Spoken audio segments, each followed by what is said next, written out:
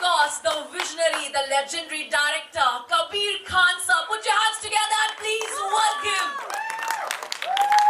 Everyone can know, come on, Delhi walo, thoda shor to bachao.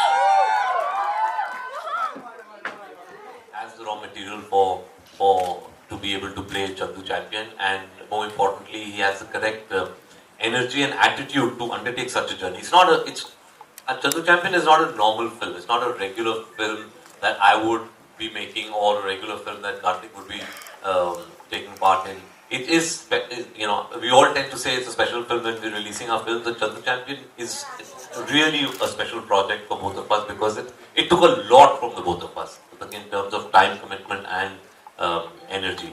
So I think the starting was that first interaction where I could see it coming together.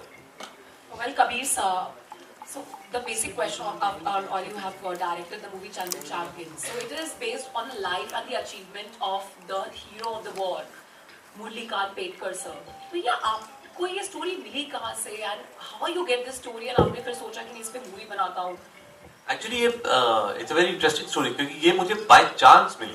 मैं always, क्योंकि हम लोग story tellers हैं, हम कहानियाँ ढूंढते रहते हैं फिल्म बनाने के लिए. तो बाय चांस किसी ने मुझे एक पुराना आर्टिकल दिया और बोला ये आपने पढ़ी है इस इंसान के बारे में. और मैंने जब आर्टिकल वो पढ़ा तो मेरा पहला रिएक्शन था कि ये हो ही नहीं सकता, ये झूठ है. इतनी चीजें और इस ड्रामेटिक मैनर में एक इंसान की जिंदगी में नहीं हो सकती है, और अगर हुई है तो ऐसा हो ही नहीं सकता कि हम सब उनको नहीं जानते हैं. तो इतने बड़े हीरो अगर हैं, हम कैसे उनको नहीं जानते हैं. तो वहां से शुरुआत हुई और फिर काफी महीने लगे उनको ढूंढने में. किसी को पता ही नहीं था कहाँ है, because truly N unsung hero.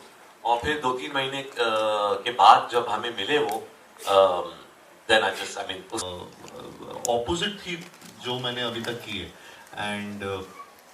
And requirement of time वो बहुत ज़्यादा इम्पोर्टेंट था, क्योंकि इसके बीच में मैं कुछ और ना मैं कुछ कर सकता था, ना मैं कुछ किसी और चीज़ के बारे में सोच सकता था. तो सारा प्रेप मोड, जब मैं 1 साल 1.5 साल तक इसका प्रेप कर रहा था, तब भी मैं कुछ और शूट नहीं कर सकता था.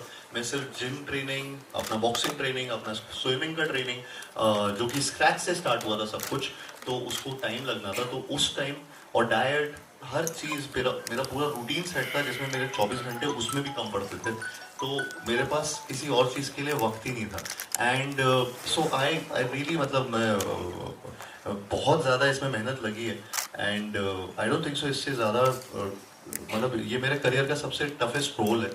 एंड इसमें बहुत मेहनत की गई है. बस आई थिंक 14 जून को सब लोग देखने आए, और थिएटर में आई थिंक उनको ये फिल्म एंटरटेनिंग वे में इंस्पायर करके जाए. तो यही बस एक होप है. Of course, we'll definitely go and watch. Karthik, talking about Sajid Nadiadwala, we always have seen that. नहीं थी तो मैं बहुत एक तो शॉक था, लेकिन सैड भी था कि मुरलीकांत पेटकर जी की कहानी अब तक किसी को पता क्यों नहीं है. ये ऐसी कहानी है जो बच्चे को पता होनी चाहिए. सो वो जब मैंने सुना था तो मैंने सीधा पहला सवाल यही पूछा था कि क्या ये सच में ऐसा हुआ है, और हमें इसके बारे में कोई खबर नहीं है. सो एंड वो सारे फैक्ट्स हैं, तो वो रियल स्टोरी है. एंड तो जब ये ऐसा मैंने पहली बार सुनी तो मेरी रिस्पेक्ट तो ऑफकोर्स बहुत ज़्यादा बढ़ गई थी. And in fact while playing the role, जब उनके लिए प्रेप कर रहा था फ्रॉम डे 1, उस दिन से मुझे पता लग गया था कि इसमें बहुत मेहनत लगने वाली है. तो ऑटोमेटिकली उनके लिए मैं तो रील के लिए वो कर रहा था, मैं तो एक्टिंग कर रहा था, बट उन्होंने तो रियलिटी में वो जिया है.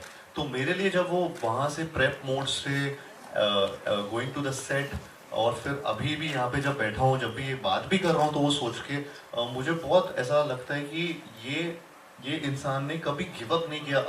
The man who refuse to surrender, ये हमारे टैगलाइन है. And that is so apt. वो उनके साथ एकदम जाती है, बिकॉज उन्होंने ऐसी सिचुएशंस में जब हमेशा आपको किसी को भी ऐसा लग सकता है कि नहीं यार अब गिव अप मार देते हैं, उन्होंने कभी गिव अप नहीं मारा. उन्होंने एक्चुअली और ज़्यादा बेटर चीज़ें की. सो विच इज़ अनरियल. तो बहुत ज़्यादा रिस्पेक्ट है मेरी मुरलीकांत सर के लिए. एंड आई होप कि मैं मेरी जितनी कोशिश रही हो उनको पोर्ट्रे